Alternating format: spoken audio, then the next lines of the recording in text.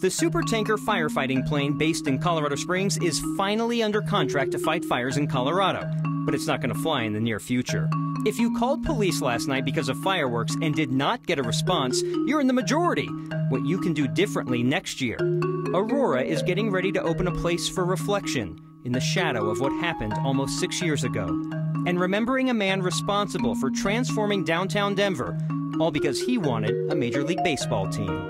Next. We start with a supertanker update, the largest firefighting plane that lives in Colorado Springs but doesn't fight Colorado fires. The state announced this afternoon that it has signed a contract to use that plane when it's needed. But it's not going to help with the fires burning right now. Why? Apparently, the plane needs software that the U.S. Forest Service requires on air tankers.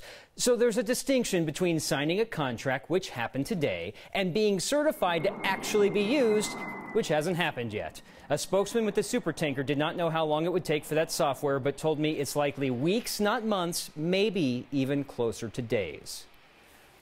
This is what the Lake Christine fire near Basalt looked like last night. Again, this is between Glenwood Springs and Aspen. That fire is now responsible for destroying 3 homes, including the home of a firefighter who is busy saving other homes. It's important to point out, though, what our Matt Renew tweeted about earlier today.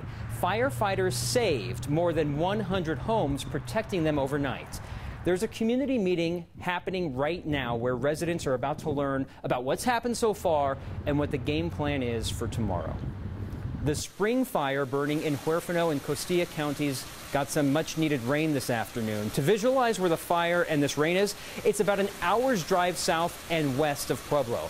This has now burned more than 100,000 acres, but tonight the concern, because of the rain, may be about flash flooding, especially in the burn areas. That's the catch-22. Rain is great for fighting fires, bad because the ground can't hold the water. Remember how I asked Kathy yesterday if she could forecast how late I would be kept up because of amateur illegal fireworks? If you had after midnight in your office pool, congrats. Well, we've talked about fire and the potential for floods, and now this. Crews fighting the Weston fire in Park County saw a tornado this afternoon near Fairplay. That fire has burned nearly 13,000 acres, only 15% contained. Some of the crews originally assigned to that fire have moved to other fires burning in the States. Now, this is what it looked like at Jefferson Park this morning. The cool kids setting off illegal fireworks last night must have known no one wanted to play basketball today. Well, thanks for breaking the law and not cleaning up your trash. Let's compare the last 2 years. Denver police got 120 more calls about fireworks last night than the year before. They responded to more of the calls this year, but still just about 1 out of every 10, and wrote half as many citations. Police tell us the majority of people who called did not want to sign a complaint, so consider putting pen to paper next year for a better chance at getting an officer to visit your neighborhood. And out in Jefferson County, the sheriff's office received a quarter of the complaints that Denver did, but issued 4 times as many tickets. 53 people there got fined for fireworks. And our next question comes from a few of you. Nikki and Nicole, as well as Selma, all want to know about the mysterious lights in the sky last night. First, they're not talking about the fireworks. And second, no, they're not UFOs, Nicole. The streaks in the sky were 4 members of the Thunderstorm team. They wore flares while skydiving in the Mile High Stadium after the Denver Outlaws game, but before the fireworks show there. As much as some of you want proof of UFOs, these were definitely identified flying objects. We'd hardly be breaking new ground if we told you that politicians tend to spend a lot of money to keep being politicians. But what about the ones who are in relatively safe districts, the kind like Denver, Congresswoman Diana DeGette? Why is she and others still raising so much money? Here's investigative reporter Chris Vanderveen and his animation friends at the Tegna Design Tank. The road to Capitol Hill is paved with a few good and piles of cash, each pile big enough to make the next more than a little green with envy. In 2008, Open Secrets tracked $2.5 billion in congressional campaign donations. In 2016, $4 billion. Yet as members of Congress raised more and fought more, their seats became decidedly less competitive. Consider this. In 2008, the days before Election Day, the nonpartisan Cook Political Report concluded only 103 of the 435 House races resembled a horse race. The rest, 76% of all House races, were, to continue the metaphor, sure bets. By 2012, 83% of all House races lacked any real drama. By 2016, the number grew to 87%. That year, voters in 7 out of every 8 House districts cast votes that mattered very little. Not that it stopped their representatives from bringing millions to the table. Oklahoma's Republican incumbent Frank Lucas raised $1.2 million just to squeak by a Democrat by a nearly 4-to-1 margin. Colorado's Democratic incumbent Diana DeGette raised $1.25 million to beat her Republican competitor by more than 152,000 votes. But at least they had some competition. During the last election, we found 29 candidates, all incumbents, who had no reason to campaign. Why? Because all 29 entered their primaries unopposed and faced no major party competition during the general election. 10 of them scored 100% of the vote. Not even Syrian dictator Bashar al-Assad could claim that. Using Federal Election Commission reports, we found those 29 raised a total of $38,696,259, or on average, a little more than $1.3 million per candidate. Democrat Seth Moulton of Massachusetts and Republican Jeb Hensarling of Texas raised enough combined to buy 35 median-priced homes in the state that lies between them. So where did the cash go? FEC reports show $21 million went into actual campaigning. Yes, they spent $21 million to beat no one. All the while buying TV ads, postage, rally space. The candidates kept another $8 million, which they can do for future elections, and $9.6 million went to help the party, which then in turn helps those candidates in an already safe seat stay protected by, for example, not raising money for future potential challengers. More money, less competition, less reason to work with the person on the other side of the aisle. Got it? Good. Now you're well on your way to better navigating a road paved with something bound to detour even the best of intentions. Can you believe we're coming up on 6 years since the Aurora Theatre shooting? Many of you, definitely all of us, remember where we were on July 20th. In just a few weeks, Aurora will have a place for you to come, reflect, maybe grieve, or just be inspired. Anastasia Bolton takes us to the 720 Memorial taking shape by Aurora City Hall. Random people were in the theater together. It's a place Heather Dearman knows too well. Like that one's coming from the direction of the theater. A park near Aurora City Hall and the movie theater, where Heather's cousin Ashley Mosier was shot, lost her 6-year-old daughter Veronica, and her pregnancy. This looks amazing. Heather can't explain how her pain, You don't think it can get any better, but it just keeps getting better. can coexist with a sense of wonder. I don't have any words. And even excitement. Oh my gosh. For what this park is becoming. It's so pretty. Heather is part of a committee that raised money and out of more than 100 applicants picked a sculptor from Kentucky who had a vision. Something beautiful rising out of something grotesque.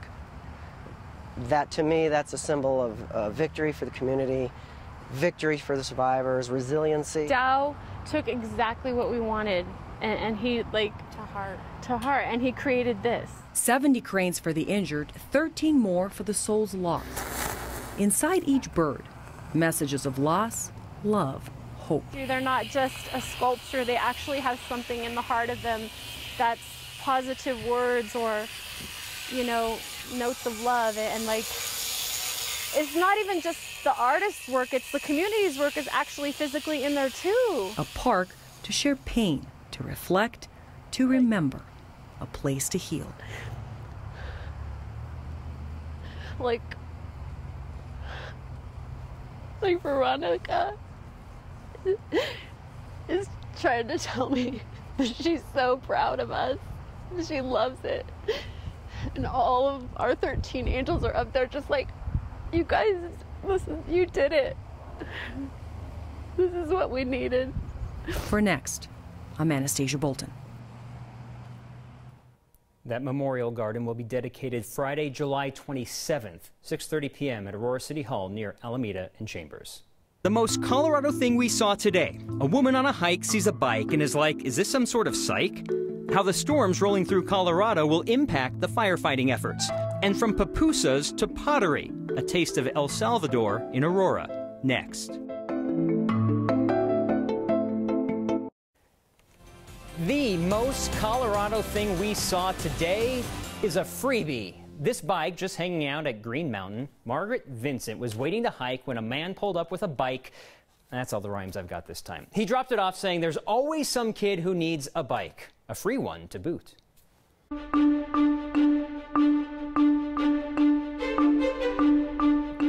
Love that. The wildest weather we saw today up in the high country around 8,000 feet where a tornado touched down in Park County.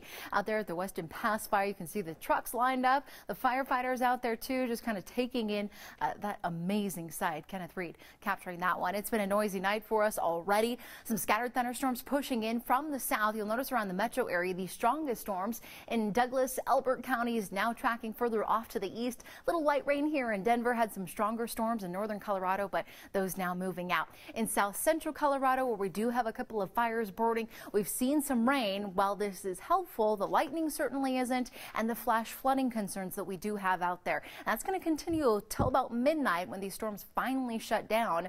With those burn scars out there, really isn't much vegetation to allow that moisture to seep into the ground where it needs to be. So keep this in mind around the foothills toward the San Juans and of course south central Colorado. Tonight, our skies gradually clearing, an overnight low about 60 degrees. You'll notice storms moving out, and tomorrow morning we are back in business with some sunshine to wind down the work week. Hello Friday. By the afternoon, a couple more thunderstorms firing up out across the western slope. They should not turn severe. They should be a bit faster too, which should help and really not seem too much flash flooding concerns going for tomorrow.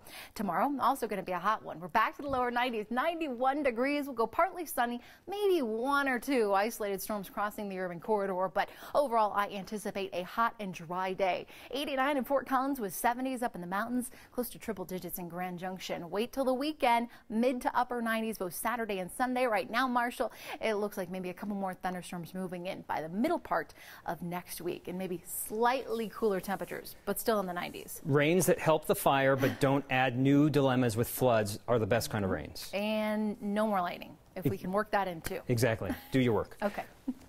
The three largest immigrant communities in Aurora are from Mexico, Ethiopia, and El Salvador. We're going to focus on the one that has a capital city 2,328 miles away from Aurora. Got it figured out? Well, if you paid attention to our tease before the break, you already know which country is being honored by the Aurora City Museum.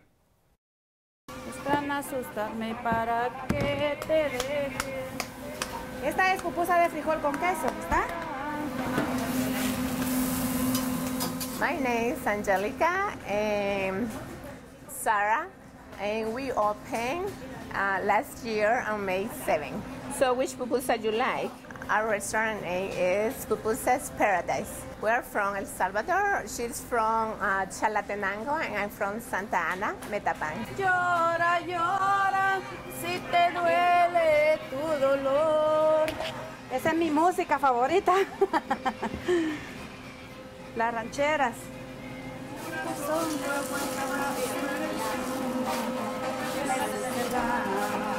I have been here for 19 years, and I'm happy to live over here, and so exciting.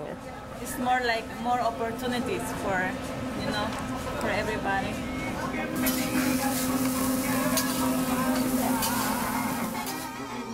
A lot of the loans and objects, and as well as cultural pieces, all came from members of the Salvadoran community here in Aurora.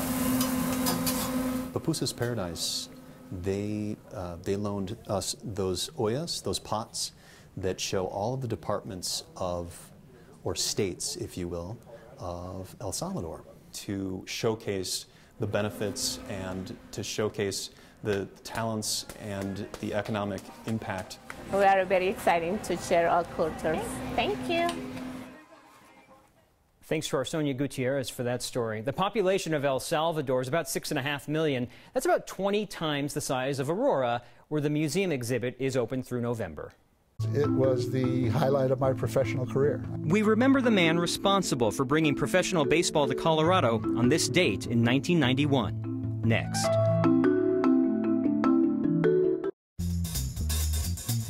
How about a little TBT for your Thursday, July 5th, 1991. At 10:40, it was a Mountain Standard Time.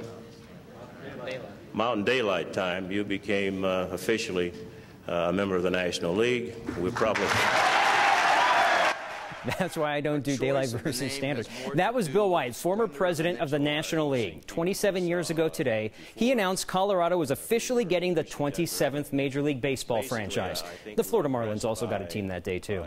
The city unveiled the Rockies' name and logo. That logo changed slightly before the first game. What changed more drastically, the look of downtown Denver, specifically Lodo, where 9 News reporter Ron Mitchell stood in 1991. It's quiet in Coors Field.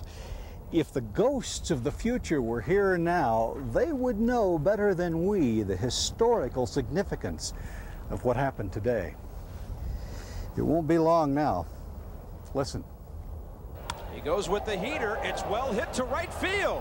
This one is out of here. Ron Mitchell, 9 News, July 5th, 1991. Consider us the ghosts of the future. Okay, just look at that shot for a moment. What do you see besides Ron's fedora? It's more what you don't see. He's standing in Coors Field. The clock tower in the background is 3 blocks north of the right field entrance near Blake and Broadway. The Rockies just played 2 sold-out fireworks games in that field. And that would not be possible without the work of Paul Jacobs, who died on Monday at the age of 78.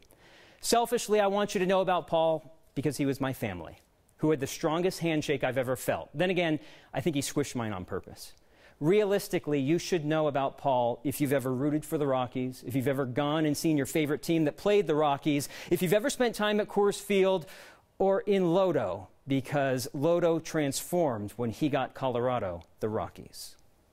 When we were awarded the Rockies, Denver lawyer Paul Jacobs sat on the end of the dais. The godfather of the Rockies put together the bid that brought Major League Baseball to Colorado. He also found the owners to buy the team, multiple times in fact. Before the Rockies played even one game, Mickey Monis, the former Far More drugstore executive responsible for $20 million, well, he told Paul he wasn't acceptable to baseball anymore. I hand wrote a contract, we signed it, I bought his interest there for $20 million. The only problem with that is I didn't have $20 million. That move saved the franchise, distancing the Rockies from Monis, who would be indicted by the feds for embezzling money. Meanwhile, Paul found new partners to buy the shares to provide the millions he didn't have, so the Rockies would still exist to play at Coors Field. Regardless of how good the team is, people go and watch them. I mean, they get 30,000 every night, no matter how good they are on a summer night. Beautiful ballpark. You must take some self-satisfaction. I take a lot of pride in that. It was the highlight of my professional career. And may I make a recommendation? This time it's for something that's ours. It's an article Mike Kliss wrote about Paul 2 years ago after doing that interview for the 25th anniversary of Colorado becoming a baseball city. This article is a screenplay waiting to happen for a 30 for 30 sports documentary on how Colorado almost lost the Rockies before David Need even threw out the first pitch. We'll be right back. Jerry emailed without sympathy that I lost sleep because of the fireworks. Sorry about that, Jerry. Sarah and Jody, faith in humanity, kindness and generosity because of the free bike. And Carrie, many memories of the old hood and the interim sketchy bars that would eventually become Ballpark. That's 20th and Blake for you. See you next time.